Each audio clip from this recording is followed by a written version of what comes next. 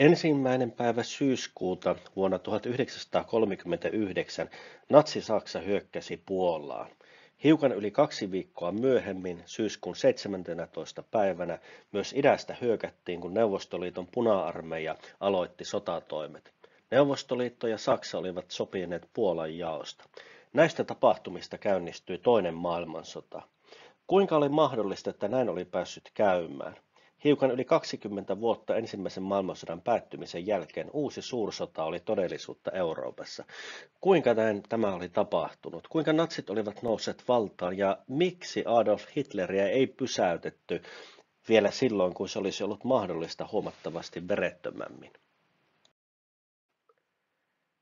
Ensimmäisenä on tiedostettava se, että ei ole olemassa mitään yhtä selitystä, että miksi näin kävi. Kyseessä on joukko tekijöitä, jotka mahdollistivat Saksalle tällaisen toiminnan.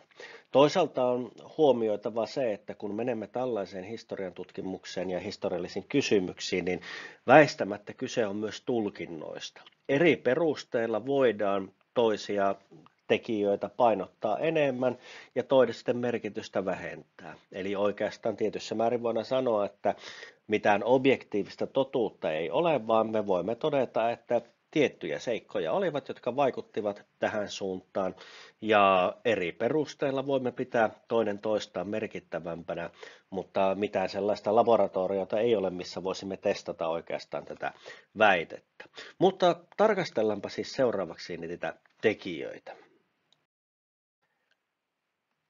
Lähtökohtana voitaisiin oikeastaan todeta se, että Saksa eteni askel kerrallaan. Suurelta osin Saksan toiminta oli avointa ja nämä Saksan siirrot eivät vallinnutta tilannetta eli status quoa tyypillisesti järkyttäneet kovinkaan paljon. Siis noin ulkoa katsoen, kun Saksa teki jotain, niin aiempaan nähden tilanne ei kauheasti muuttunut ja nämä Saksan siirrot vaikuttivat niin pieniltä, että olisiko pitänyt tällaista lähteä haastamaan ja kenties riskeerata suursotaa. Ainoa tällainen suurempi poikkeus oli Reininmaan uudelleenmiehitys vuonna 1936, joka oli tällainen yllättäen toteutettu nopea sotilaallinen operaatio. Mutta tässäkin tilanteessa ulkovaltojen näkökulmasta se kysymys oli, että Saksa marssitti omille maille joukkoja, rikkoi kylläkin Versailles rauhansopimusta ja teki sen yllättäen, mutta olisiko tämä tällainen omien alueiden miehitys syy, minkä takia pitäisi lähteä sotaan, potentiaaliseen suursotaan? Tosiaan, Saksa eteni vähän vähältä ja vaikka vuosien saatossa kokonaistilanne muuttui, niin nämä askeleet kuitenkin silloin niin sanotusti tilanteen ollessa päällä olivat pieniä. Suhteessa Saksaan ulkovallat toimeenpanivat niin sanottua myöntyväisyyspolitiikkaa, jossa Saksan intressejä pyrittiin ymmärtämään ja oltiin valmiita hakemaan kompromisseja. Oheisessa kuvassa on Britannian pääministeri Chamberlain, joka on palannut juuri Münchenin kokouksesta. Münchenin kokous oli monella tavalla tällaisen myöntyväisyyspolitiikan traaginen seuraus. Siinähän ulkovallat Tsekkoslovakia kuuntelematta tosiasiallisesti hyväksyivät Saksan vaatimukset Tsekkoslovakian pilkkomisesta, Sudettialueiden liittämisestä Saksaan, ja niin siinä sitten kävi. Tässä kuvassa Chamberlain heiluttelee paperilappusta, jonka kuulemma piti turvata rauha ihmisten eliniäksi. Ihmiset halusivat uskoa rauhaan, poliitikot halusivat uskoa rauhaan.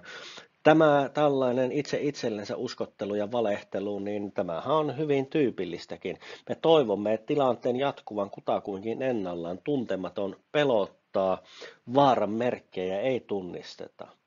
Saksaa kohtaan noudatettiin myöntyväisyyspolitiikkaa, joka oli keskeisessä roolissa, että Saksan oli ylipäätään mahdollisuus toimia tällä tavalla.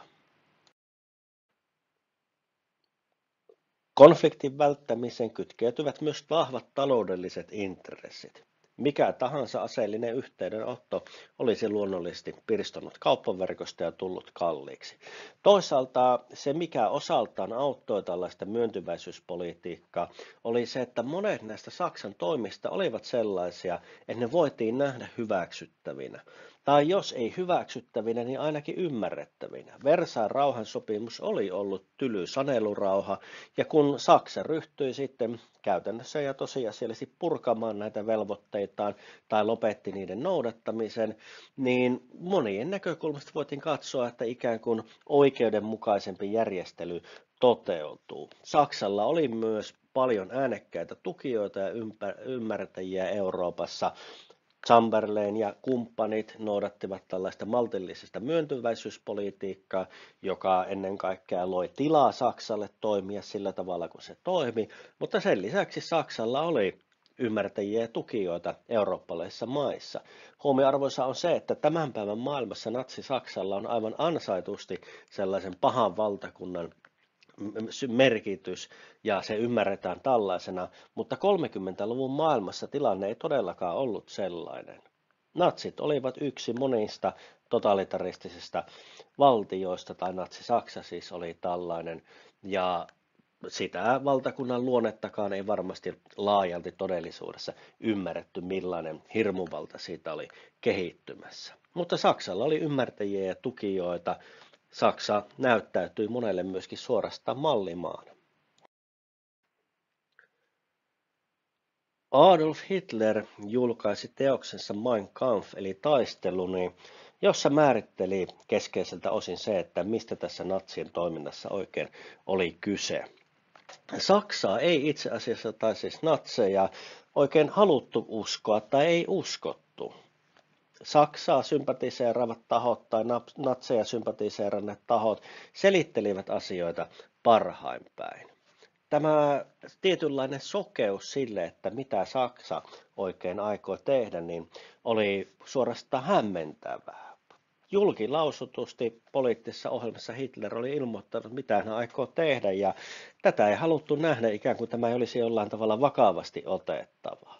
Toisaalta huomioitavaa on se, että tosiaan elettiin maailmassa, jossa totalitaristisia ideologioita oli koko joukko ja demokratian mahti ei millään tavalla itsestään selvä ollut, niin Saksa ja tässä tapauksessa natsi-Saksa nähtiin myöskin eräänlaisena tasapainottavana voimatekijänä.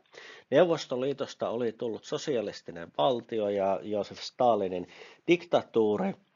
Siellä toteutui kommunistinen järjestelmä, mikä monelle oli suoranainen kauhu. Natsit nähtiin itse asiassa vastavoimana kommunismille. Tämä selitti osaltaan sitä, että kuinka natsit siellä Saksan sisällä puolestaan pystyivät vallan saamaan käsiinsä ja vakauttamaan valtansa, koska he olivat nimenomaan sakkia, joka oli valmis ja halukas laittamaan kommunistit kuriin, ja kun valtaan pääsivät, niin siinä sitten menivät sosiaalidemokraatit ja pian myöskin kaikki muutkin poliittiset haastajat. Mutta siis natsit eivät näyttäytyneet tällaisena absoluuttisena pahana, vaan heidät voitiin nähdä jopa tällaisena vastavoimana huomattavasti pelottavammalle Neuvostoliiton kommunismille. Ja tätä sitten osaltaan selitettiin hyväksi, ikään kuin ei haluttu nähdäkään sitä, että mitä nämä natsit itse asioista sanoivat. Huomattavaa on myös se, että niin Saksan sisälläkin nämä tapahtumat etenivät vähitellen. Natseillahan oli omat sisäiset vääntönsä, jossa Adolf Hitlerin klikin valta sementoitiin, ja kun vainot alkoivat sitten kohdistua vähemmistöryhmiin, ne käynnistyivät vuonna 1933, mutta kiristyivät sitten vuosien saatossa. Pahan ilman linnut, jotka olivat varoitelleet natseista, niin heitä ei uskottu tai haluttu uskoa, eikä oikein siinäkään vaiheessa, kun ne vainot alkoivat.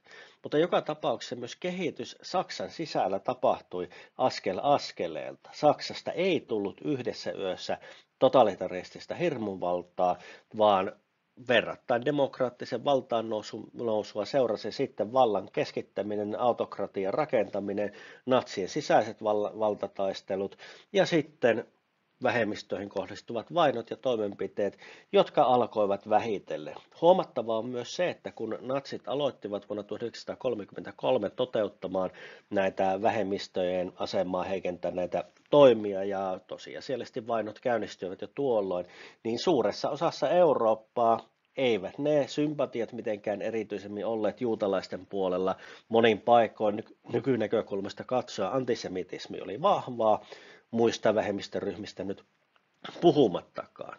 Toisin sanoen ei haluttu uskoa, mitä tapahtuu, ja toisaalta sitten, kun nämä vainot alkuvaiheessa kohdistuivat ennen kaikkea kommunisteihin, juutalaisiin, romaaneihin, niin eivät ne sympatiat heihin niin vahvasti kohdistuneet. Näin oli helpompi ohittaa sitten varoitussignaaleja, mitä sieltä Saksan suunnalta saatiin, ja todistivathan näitä tapahtumia myös monet ulkomaalaiset ja toimittajatkin niistä huolestuneena kirjoittivat. Lopuksi on sitten esitettävä kenties se tärkein kysymys. Kuka olisi voinut ja halunnut?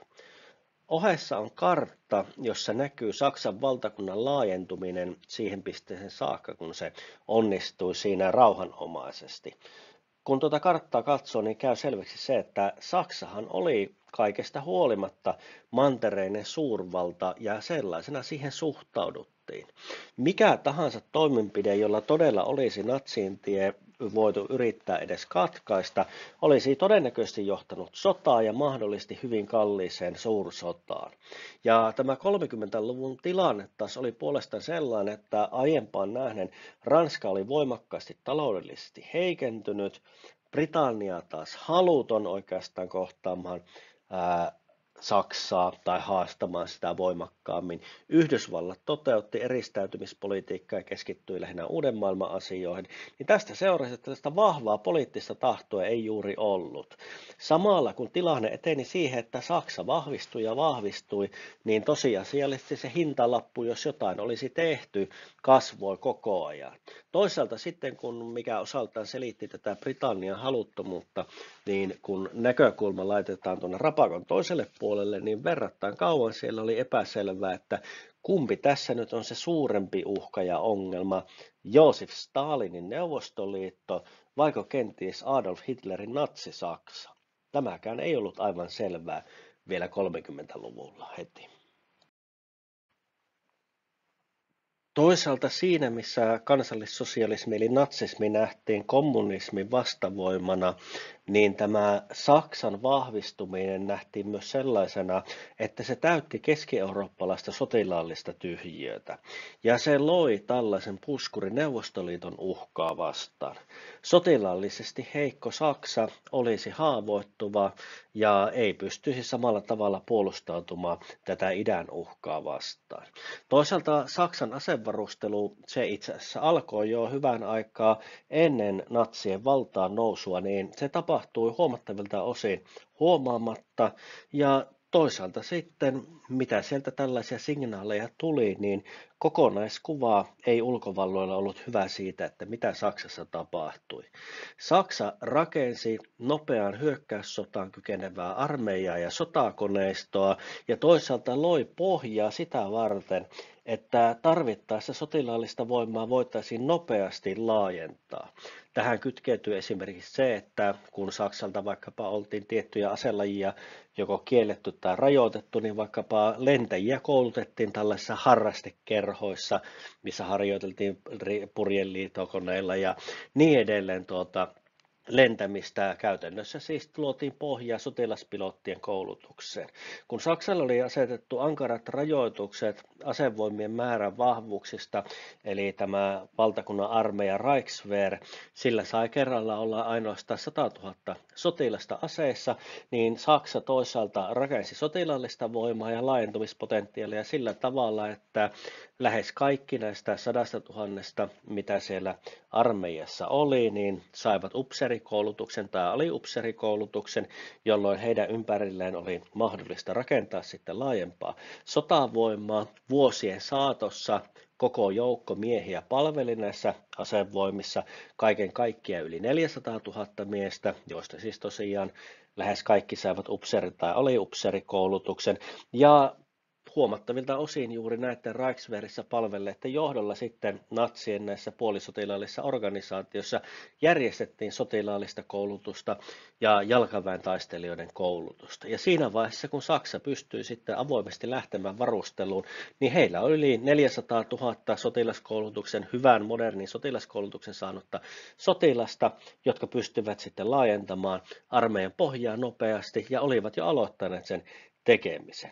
tätä kokonaiskuvaa, tätä Saksan sotilaallista vahvistumista, niin ei tosiaan ymmärretty. Eli toisaalta kun katsottiin läpi sorbien, koska sotilaallinen tyhjiö täyttyi ja idän uhkaa vastaan saatiin puskuria, ja toisaalta ei tajuttu, mitä kaikkea siellä tapahtui ja minkälainen sotakone olikaan syntymässä.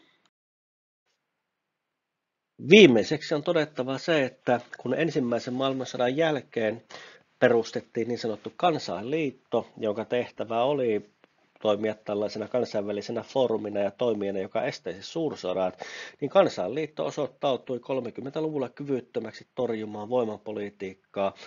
Se ei ollut mitään keinoja tosiasiallisesti estää, jos valtiot olivat valmiita tällaiseen. Ja toisaalta sitten, kun Neuvostoliitto ja Yhdysvallat keskittyvät lähinnä omiin asioihinsa, niin kuka sitten olisikaan voinut edes Saksan pysäyttää? Aiempaan nähden heikentynyt Ranska ei siihen kyennyt, Britannialla ei vahvoja intressejä ja poliittista tahtotilaa ollut. On tietysti mahdoton sanoa, että natsien valtaan nousu, sitä seurannut Saksan varustautuminen ja toisen maailmansodan puhkeaminen, ne olisivat olleet väistämättömiä. Mutta kokonaistilanne on kuitenkin sellainen, että koko joukko tekijöitä hankaloitti, esti ja viivytti Saksan toimintaan puuttumista.